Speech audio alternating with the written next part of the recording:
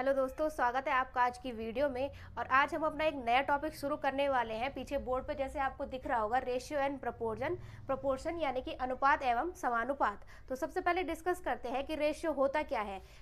कोई भी दो नंबर से अगर उनकी इकाई उनकी यूनिट सेम है तो उन्हें हम क्या कह सकते हैं, एक अनुपात में ले सकते हैं। डिफरेंट अगर उनकी यूनिट होगी तो हम उन्हें अनुपात में नहीं ले सकते। जैसे कि हम कहेंगे रेशियो ए रेशियो बी, तो ये क्या है, इनकी इकाई भी सेम होनी चाहिए, तभी हम इसे एक रेशियो के फॉर्म में लिख सकते हैं। और ये रेशियो क्या होता है, सबसे छोटा पार्ट होता है। फ्रैक्शन जो है किसी भिन्न का सबसे छोटा पार्ट क्या होता है, रेशियो होता है। जैसे अगर मैं यहाँ पे लिख दूँ 1/2 या फिर 2/4 या फिर 3/6 या फिर 4/8, तो क्या होगा, सबसे छोटा फ्रैक्शन कौन सा है इनमें, सब इक्वली है। यहाँ पे आप ये बिल्कुल नहीं कहेंगे कि 1/2 छोटा है, क्योंकि अगर हम इसे भी काट देते तो ये भी 1/2 हो जाएगा, ये भी 1/2 हो जाएगा और ये भी 1/2 हो जाएगा। यानी कि ये सारे के सारे क्या है, आपस में इक्वल है। यानी तो ये तो हमने समझ लिया कि फ्रैक्शन ये है और इसे हम इजीली काट के ऐसे भी लिख सकते हैं। अब फ्रैक्शन क्या होते हैं, फ्रैक्शन हमारे पास दो टाइप के होते हैं। दो टाइप के कौन से होते हैं, एक होते हैं पार्ट टू पार्ट और दूसरा आता है हमारे पास पार्ट टू होल। ठीक है, अगर हम कहें कि कोई नंबर है हमारे पास, नंबर को हमने दो पार्ट में डिवाइड किया है, ये कोई नंबर है, इसे दो पार्ट में डिवाइड कर दे ए और बी, तो इसमें पार्ट टू पार्ट रेशियो क्या हो जाएगा, इसका ये हो जाएगा आपका ए रेशियो बी। ठीक है, ए रेशियो बी इसका हो जाएगा कौन सा, पार्ट टू पार्ट रेशियो। लेकिन अगर हम बात करें पार्ट टू होल, तो पार्ट टू होल रेशियो क्या हो जाएगा, ए के लिए हो जाएगा ए अपॉन या फिर A ratio A plus B, और बी के कंपैरिजन में हो जाएगा B ratio A plus B. ठीक है, तो यहाँ पे इस चीज को ध्यान से समझनी है। पार्ट टू पार्ट ये हम ए रेशियो बी लिखेंगे, अब पार्ट टू होल जो हो जाएगा वो नंबर या वो संख्या अपॉन जो टोटल उसका है वो। इसके बाद बात कर लेते हैं कि किसी रेशियो का सरलतम रूप यानी कि रेशियो को सिंपलेस्ट फॉर्म में, जैसे हमने यहाँ पे भी बनाया है, ये सारे मैंने यहाँ पे लिखे थे 2/4 3/6, तो यहाँ पे क्या है, इसका हमने सिंपलेस्ट फॉर्म निकाला है 1/2। और सिंपलेस्ट फॉर्म कब निकलेगा, जब अंश या हर में उसका कोई भी गुणनखंड नहीं रह जाएगा। अगर हम यहाँ पे बात करें 7/8, तो ये अब इससे आगे कट नहीं सकता, तो ये क्या है, इस रेशियो का ये सिंपलेस्ट फॉर्म है। लेकिन अगर हम बात करें 12/16, तो ये सिंपलेस्ट नहीं होगा, क्योंकि हम इसे 4 से काट सकते हैं, तो 3/4, तो 3/4 क्या हो जाएगा, इसका सिंपलेस्ट फॉर्म हो जाएगा। चलिए अब आगे हम क्वेश्चन को डिस्कस कर लेते हैं, इसके मदद से आपको इजीली समझ आ जाएंगे। दोस्तों एप्टीट्यूड में क्या है, रेशियो काफ़ी इंपॉर्टेंट होने वाला है। अगर आपने हमारी आज से पहले की क्लासेस नहीं देखी है, इससे पहले हमने परसेंटेज को डिस्कस किया था, तो मैं आपको सजेस्ट करूंगी कि पहले आप रेशियो को देखें, क्योंकि रेशियो से ही हम अपने काफ़ी सारे जो क्वेश्चन है वो सॉल्व करेंगे। रेशियो अगर आपने एक बार सीख लिया तो इससे आपका परसेंटेज या फिर टाइम स्पीड डिस्टेंस या फिर प्रॉफिट लॉस डिस्काउंट या फिर वर्क एंड वेजेस, ये सारे के सारे क्या होंगे, हम इसी से सॉल्व कर लेंगे। और साथ ही साथ जो एवरेज वाला पार्ट है वो भी हम रेशियो की मदद से सॉल्व कर लेंगे। तो आप इस रेशियो वाले चैप्टर को अच्छे से समझेंगे, उसके बाद इन सब में आपको ज़्यादा दिक्कत नहीं होगी। चलिए बोर्ड पे पहला क्वेश्चन आपको दिख रहा होगा। पहला क्वेश्चन कह रहा है 1458 को दो ऐसे हिस्सों में विभाजित किया गया ताकि एक हिस्सा दूसरे का 2/7 है, तो बड़े हिस्से का मान क्या होगा। ठीक है, तो यहाँ पे इन्होंने नंबर दे रखा है, हमें नंबर है आपका 1458 1458, यानी कि इसमें इसको उन्होंने दो भाग में डिवाइड किया है। ठीक है, दो भाग में डिवाइड किया है और कह रहा है कि रेशियो दे रखा है 2/7, और रेशियो में एक बात की जा रही है कि एक हिस्सा दूसरे का 2/7 है, यानी कि ये अगर बी है तो ये कितना है, ए है। ठीक है, ये अगर बी है ये ए है। अब इसे दो भागों में विभाजित किया है तो ये हो गया हमारा सिंपलेस्ट रेशियो। ठीक है, सिंपलेस्ट दिए, इससे ज़्यादा ये कट नहीं सकता। अब हम इसको फाइंड आउट कैसे करेंगे, तो रेशियो से इन दोनों का हम अगर योग निकालें तो कितना आता है, ये आ रहा है हमारा 9। ठीक है, रेशियो से हमने इसका योग निकाला 9 है, और रियल वैल्यू को अगर हम जोड़ेंगे, इन दोनों की रियल वैल्यू को जोड़ेंगे तो उनका सम कितना होगा हमारा 1458।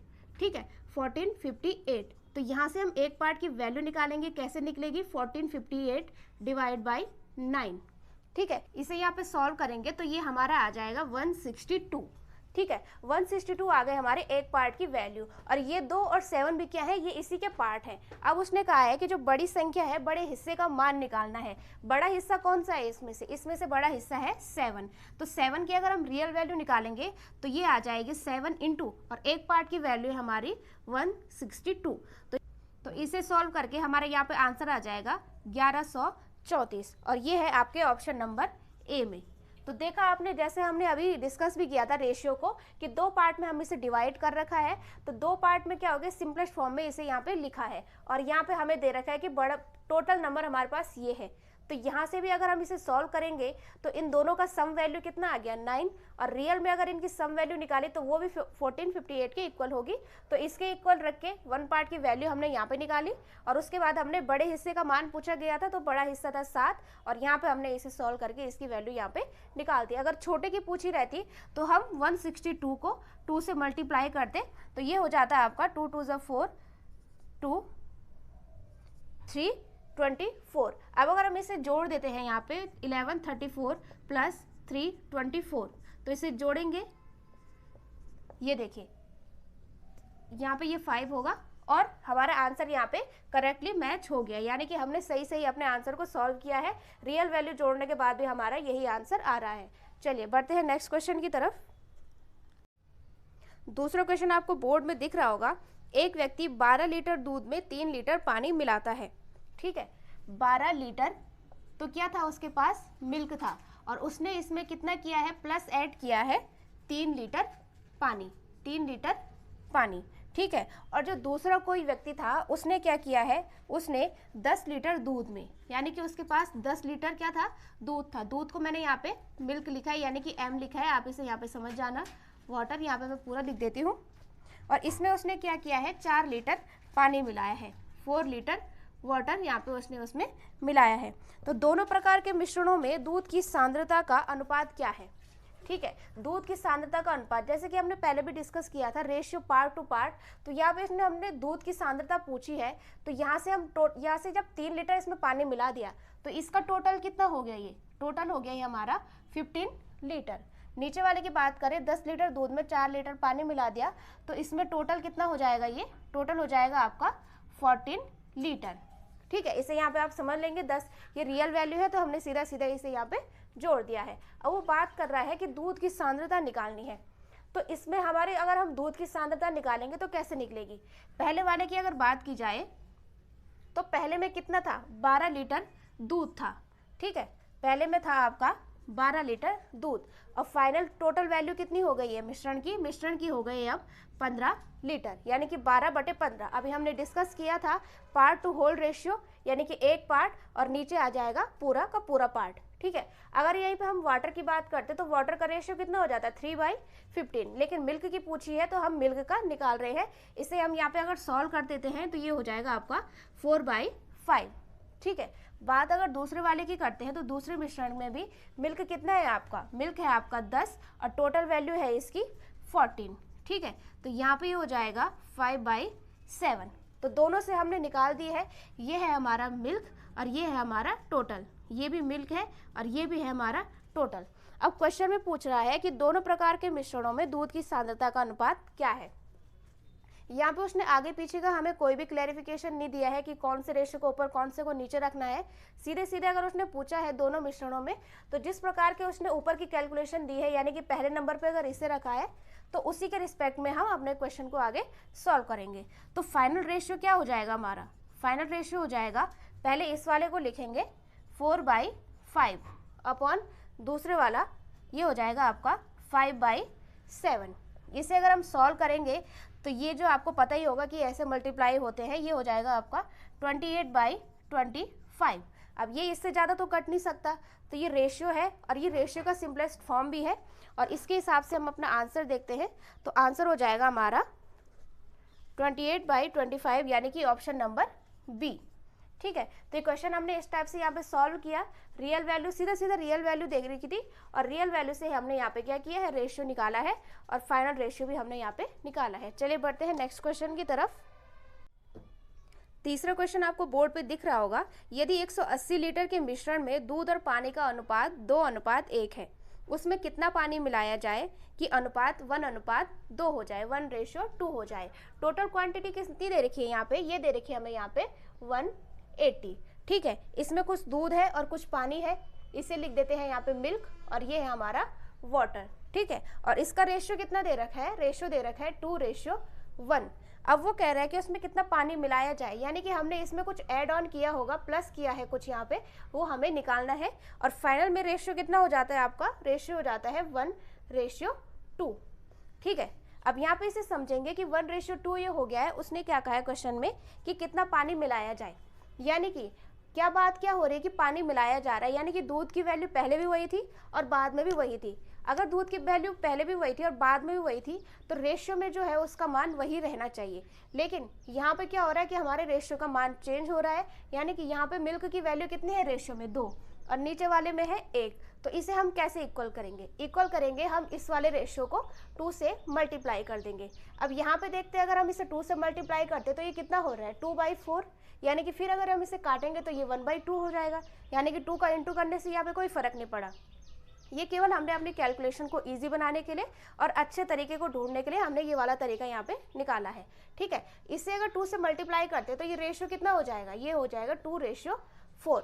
ठीक है, यहाँ पे आप समझ सकते हो पहले वाले में मिल्क कितना था, रेशियो में 2 था, नए वाले में भी कितना हो गया हमारा 2 हो गया है। ठीक है, अब यहाँ से वाटर कितना ऐड हो रहा है हमारे रेशियो में, पहले रेशियो था वाटर का 1, बाद में कितना हो रहा है 4, यानी कि रेशियो के अकॉर्डिंग कितना बढ़ रहा है वाटर, 3 बढ़ रहा है। ठीक है, ये तो हमें यहाँ पे लिख लिया। अब रियल वैल्यू कैसे निकालेंगे, रियल वैल्यू हमें दे रखी है कि 180 लीटर का पहला क्या था हमारे पास, मिश्रण था। ठीक है, 180 लीटर का टोटल मिश्रण था, उसमें दूध और पानी की कैपेसिटी, दूध और पानी का रेशियो कितना था 2:3, यानी कि टोटल कितना हो जाएगा हमारा रेशियो से, ये हो जाएगा 3, 2 + 1 3 पार्ट और इक्वल्स हो जाएगा ये आपके 180 के। ठीक है, यहाँ पे इसके इक्वल हो गया। अब देखिए यहाँ पे हमें इसे ज़्यादा सॉल्व करने की ज़रूरत नहीं है, अगर हम करना चाहें तो ये हो जाएगा आपका 1 पार्ट 60 के इक्वल। ठीक है, और हमें क्या निकालना है, हमें 3 पार्ट निकालने हैं, यानी कि 3 पार्ट कितने हो जाएंगे 3 × 60 = 180, यानी कि कितना ऐड ऑन किया है उसने पानी, कितना पानी एक्स्ट्रा मिलाया है, 180 लीटर पानी एक्स्ट्रा मिलाया है। ये है आपके ऑप्शन नंबर डी में। ठीक है, यहाँ पे आप इन दोनों लाइनों को मिस भी कर सकते थे, वो क्यों, क्योंकि 3 पार्ट 180 के बराबर है और हमें निकालने भी 3 पार्ट ही हैं, तो हम क्यों एक पार्ट निकालें और फिर उसमें 3 का मल्टीप्लाई करें। तो वहाँ पे आपको ये भी ध्यान रखना होगा कि यहाँ पे कैलकुलेशन इजी कर सकते हैं या फिर हमें एक पार्ट निकालने की ज़रूरत ही है, तो ही हम आगे इसे सॉल्व करेंगे। चलिए, जिन्होंने परसेंटेज वाली क्लास देखी होगी उसमें हमने इसी टाइप के क्वेश्चन को दूसरे मेथड से भी किया था, चलिए उसे देख लेते हैं। एक मेथड तो ये हो गया और दूसरा मेथड परसेंटेज वाले में भी पढ़ाया था आपको, वो कौन सा था, वो था आपका m1v1 = m2v2। और ये कहाँ पे लग रहा था, जब हम मिश्रण में कुछ मिला रहे थे और कोई एक चीज़ उसमें कांस्टेंट थी, यानी कि दूध और पानी का मिश्रण है तो कोई एक ही चीज़ उसमें मिलाई जा रही है तभी ये लगेगा, अगर दूध और पानी दोनों मिलाई जा रहे तो वहाँ पे ये नहीं लगेगा। ठीक है, तो यहाँ पे हमारा v1 कितना है, v1 दे रखे हमें 180 और यहाँ पे अगर पानी मिलाया जा रहा है तो ये फॉर्मूला हम किस पे लगाएंगे, जो कांस्टेंट है यानी कि दूध, तो दूध पे हम इसे लगाएंगे। दूध का रेशियो कितना हो जाएगा, यहाँ से दूध का रेशियो हो जाएगा 2 × 2/3, क्योंकि मिल्क और वाटर है हमारा 2:1, तो मिल्क कितना है 2, टोटल कितना हो जाएगा आपका यहाँ पे 3। ठीक है, यहाँ पे m2 की बात कर रहे हैं तो नए मिश्रण में मिल्क रेशियो वाटर है 1:2, तो यहाँ पे हमारा इसका टोटल कितना हो जाएगा 1/3, यानी कि 1/3 और v2 तो हमें निकालना है। ठीक है, इसे यहाँ से कट कर लेंगे तो ये हो जाएगा यहाँ पे हमारा v2 = 360 आ जाएगा यहाँ पे 360 लीटर। ठीक है, लेकिन ये हमारा आंसर नहीं है। आंसर क्यों नहीं है, क्योंकि ये तो फाइनल क्वांटिटी आई है, हमने कुछ ऐड ऑन किया है, यानी कि अगर पहले 180 था और बाद में अगर 360 हो गया तो हमने कितना ऐड किया है 180 हमने वहाँ पे ऐड किया है। तो इस वाले क्वेश्चन को आप इस तरीके से भी सॉल्व कर सकते थे, दोनों में से जो मेथड इजी लगता है वो वाले से आप इसे ट्राई कर सकते हैं। चलिए बढ़ते हैं नेक्स्ट क्वेश्चन की तरफ। तो आज का लास्ट क्वेश्चन हम यहाँ पे डिस्कस कर लेते हैं।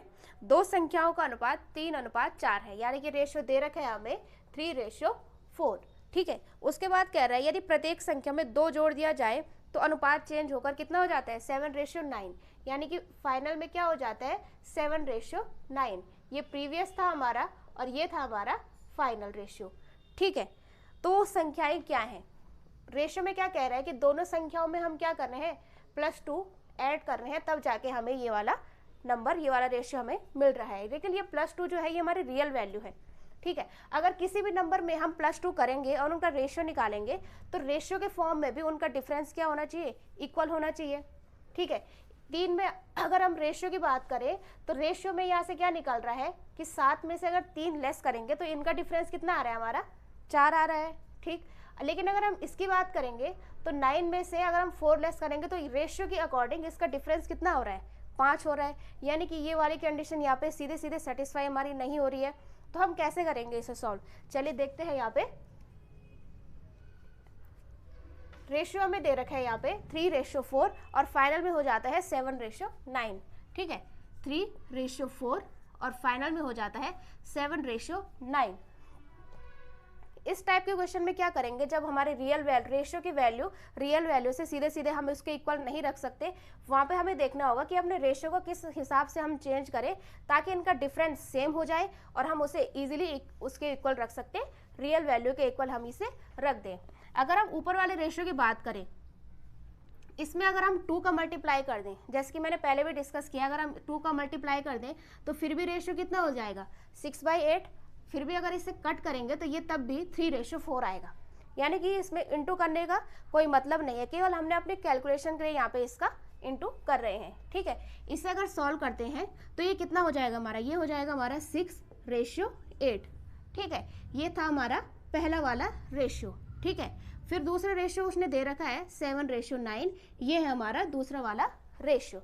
अब हम इनका डिफरेंस देख लेते हैं। डिफरेंस यहाँ पे कितना है, 1 का, यहाँ पे भी कितना है, 1 का।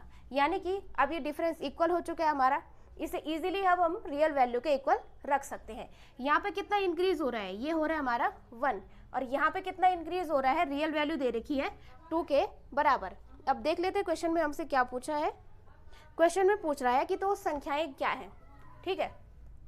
यहाँ पे भी हम इस बात का ध्यान रखेंगे कि 2 तो हमने 1 रेशियो का एक पार्ट हमने निकाल दिया है 2, वो भी रियल के बराबर, ठीक है। अब उसने हमसे पूछा है कि वो संख्याएं क्या है। संख्याएं क्या है तो कैसे निकालेंगे, तो हमें ये याद रखना है कि प्रीवियस रेशियो ये है हमारा, यानी कि एक्चुअल में वो संख्याएं ये थी, ये तो हमारी 2 इंक्रीज करने के बाद हुई हैं। तो रेशियो में हम संख्याएं निकालेंगे तो अगर पहली वाले की बात करें तो 2 × 6 ये हो जाएगी आपकी 12, दूसरी वाली संख्या हो जाएगी 2 × 8 यानी कि हमारी 16, ठीक है। तो जल्दीबाजी में आप बिल्कुल ये नहीं करेंगे कि 2 का मल्टीप्लाई 7 और 9 से कर दिया, वो गलत हो जाएगा, क्योंकि उसने पूछा है हमसे कि वे संख्याएं क्या हैं। हमारी जो संख्याएं हैं ना तो पहले वाले रेशियो के अकॉर्डिंग है, बाद वाला तो उसे इंक्रीज करके आया है, ठीक है। तो इस वाले क्वेश्चन में आप यहाँ पे ध्यान रखेंगे, जहाँ पे हमारे रेशियो के पार्ट रियल वाले के इक्वल हम सीधे सीधे नहीं रख सकते हैं। ये भी ध्यान रखना है कि कहाँ पे नहीं रख सकते हैं, ठीक है, क्योंकि यहाँ पे डिफरेंस क्या था, हमारा मैच नहीं हो रहा था। तो हमने यहाँ पे इसका इंटू किया, जिससे ज़्यादा कुछ फर्क नहीं पड़ा, बस हमारी कैलकुलेशन ईजी हो गई यहाँ पे। तो इस टाइप से हमने इस क्वेश्चन को सॉल्व किया है। ये थे आज के कुछ क्वेश्चन, और आज मैंने सिंपल से ही क्वेश्चन लिए थे। कल की क्लास में हम और अच्छे क्वेश्चन देखेंगे। तब तक के वीडियो को लाइक, शेयर और सब्सक्राइब कीजिए।